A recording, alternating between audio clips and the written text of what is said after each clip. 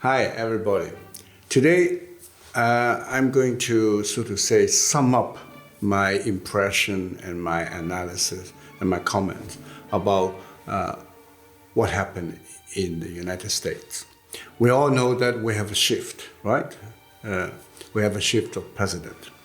And we all know that there's quite a lot of things that doesn't look that good in this shift. If everything really done according to the Constitution, according to what is right and wrong, if everything were done in an honest way, there is a big question mark for it.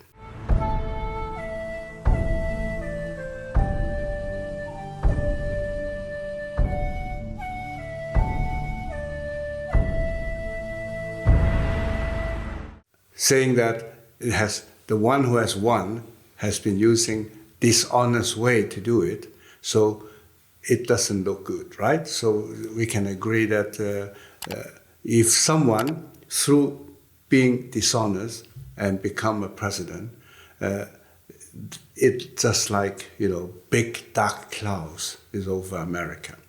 And this is a fact. I'm sorry to say that. But today I would like to share with you more deeper analysis and to find out why this can happen, why so many people believe in lies spread by the mainstream media.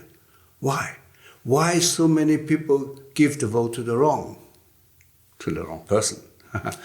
So there must be a reason. And how come that American people used to be the last country to accept communistic and socialistic thinking, and we see that now it's different. So what happened? Well, first of all, to understand the presence, we need to look into the history, right? If we understand the history well, understand today better, and then we may even foresee what is going to happen in the future. So with this, I said, even American people, some of them, start to have more and more communistic and socialistic thinking. How it works, How was the change? Well, you see, about 100 years ago, we have a first communist country in the world, right? The October Revolution ended up with the first communist regime, the Soviet Union. So, and later they won also all the Eastern European countries, and China, and Vietnam, and North Korea, and Cuba, right? Now, all these countries, they won it politically and militarily, so they could control everything. Then they can push through their ideology. So what is the nucleus of their ideology? Don't think that communism means, making people poor. Well, that they make mistakes and make them poor. That's true, but this is not their aim. Their aim is to control. And of course, it's much better to control a country which is not poor, to control a country which is even a strong country and rich country. Then, you're controlling means really power, right?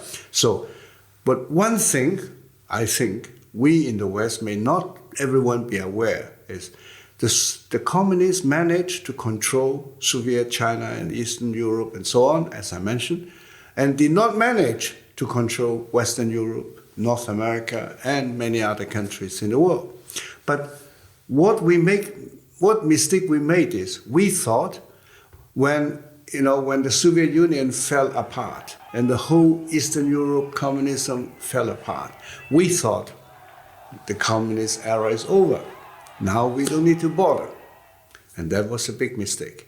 Because, in my opinion, according to my analysis, even before the Soviet collapsed, the communists, the international communist movement, has never given up to control also the non-communist countries.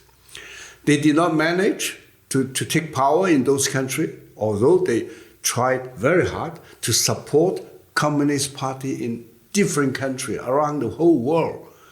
You just name it, from supporting American Communist Party to all the way to Indonesian Communist Party, Malaysia, and so on, Burma. They never manage, but it doesn't mean that they give up. They never give up.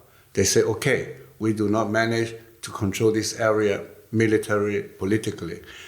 Let's be smart and do it in a different way. So they started a cultural invasion, or you can call it cultural revolution. So what they do is communist agents, communist believers, all around the world, particularly in the US. US has been the main target for them because USA used to be the biggest defense against communism. So they want to break down that first. And then, of course, the second one is Western Europe and the other richer countries like Japan and South Korea and so on, and Australia and so on, and Canada. Now, how do they do it? Well, they started actually at that time already, so to say, invisible war. Like the book written by General Robert Spalding, I mentioned in my previous episode, the book called Stealth War, right? An invisible war.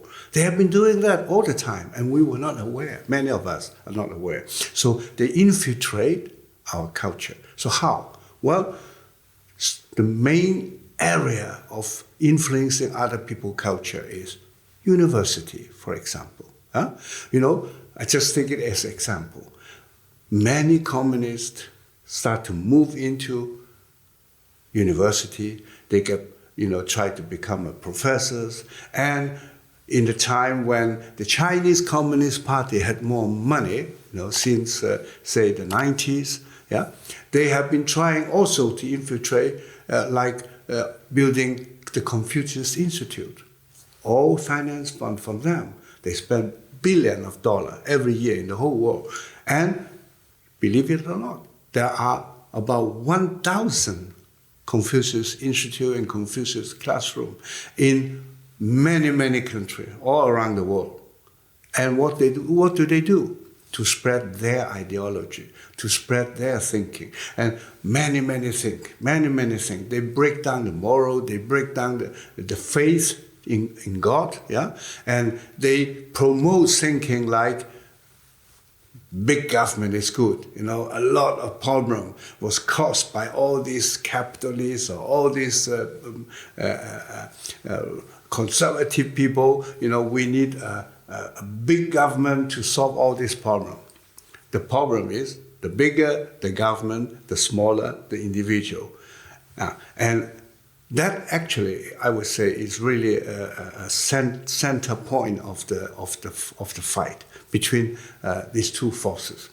Now, how come that? I mean, there was only one example. They have been infiltrating, changing the idea, all this idea about politically correct and spreading thinking always packaged in very nice words. They talk also about, they understand in the West you cannot go forward by talking about communism. So you talk about environmental protection, you talk about human rights. Everybody, open their ears and open their eyes and continue to listen to you. Well, all these nice words, Now, here, I think it's important that we have to learn a lesson. And that is, we have to understand, we have to be better to be able to differentiate between lies and truth. What is true and what is false. If we do not manage to do it, we will be deceived. We will be deceived. And the thing is, even the communists, they know the ideologies of the communists. They know that every human being have two sides, the good and the bad. Or, like the Chinese say, the Buddha side and the demon side. So they try to utilize maximum the demon side of a person, the bad side, the evil side. So like being greedy, being selfish, and just strive for fame and power and fortune and all this. Yeah, these are the so to say the negative side. You have also a positive side of a person who's saying that to be honest is good, to be compassionate is good, and they believe there's something called God. Yeah, and they try to follow the teaching, the teaching of being a good person. Now, the communists, they make use of our dark side. So that is very important that we have to learn a lesson that, we should not get attached too much to fame and gain, because the communists have been very smart in utilizing this attachment to get you to believe in what they say. They are not bad psychological manipulators. So it is important to get a brighter future. We have to seek for the truth and be more and more able in differentiating the false from the truth, to differentiate the evil and good. And I think, now come back to what we started, I think people like Donald Trump, and not only he, but many other American and people around him, they understand American is facing a problem. Not that Donald Trump could not continue as president. That is only on the surface. The much more serious problem is the culture of America has been damaged, and thereby the morality has been damaged. And when the moralities went down, when people take smartness as more important than to be honest, then these people can easily be cheated. And those dishonest people who cheat, who lies, they gain and they win. And this is the problem. They win, of course, in an unfair way, but they win, yeah? Because we have too many people who are not aware of this situation. So I think Trump and his people want to now really, be patient in a way and to spread the truth to the people so that he get a very solid support among the people. When the majority American people wake up and no longer want to be cheated, to be deceived by those dishonest people, things will change. Remember, the change will not come 2024 or 2022. The change will come when the majority of Americans wake up and don't want to be deceived anymore. So, and that's why big change may come much earlier than those years I mentioned. So much for today. If you like it, click like and subscribe if you haven't done it, or maybe for some reason somebody take away your subscription, do it again. And you are welcome, and we're very thankful if you support us through Patreon or PayPal. Thank you. Bye-bye.